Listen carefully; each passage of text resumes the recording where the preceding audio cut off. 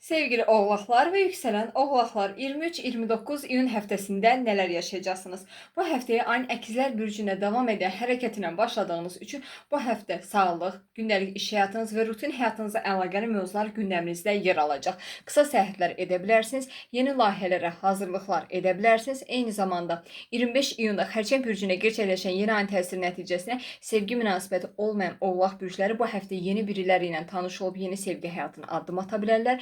Ciddi sevgi münasibəti olan oğlaq bürcləri bu həftə nişan və evlilik qərarı ala bilərlər və bir tərəfdən də mövcud sevgi münasibətində güvən problemi yaşayan oğlaq bürcləri isə bu həftə sevgi münasibətini sonlandıra bilərlər. Diqqətli olmağa çalışın. Xarici ölkəyə gedə bilərsiniz. Məhkəmə və hüquqla əlaqəli işləriniz varsa bu həftə çox gözəl nəticələr ala bilərsiniz. Yeni iş ortaqlıqlarına addım ata bilərsiniz. Ünsiyyətdə biraz gərginlik yaşaya bilərsiniz. Diqqətli olmağa çalışın və 26 iyun tarixində Merkurinin Şir bürcünə hərəkət etməyə başlaması nəticəsində maliyyə ilə əlaqəli mövzular gündəminizdə yer alacaq. Kredit, borc, vergi və sığorta ilə əlaqəli, mirasla əlaqəli işləriniz varsa bu həftə həll oluna bilər.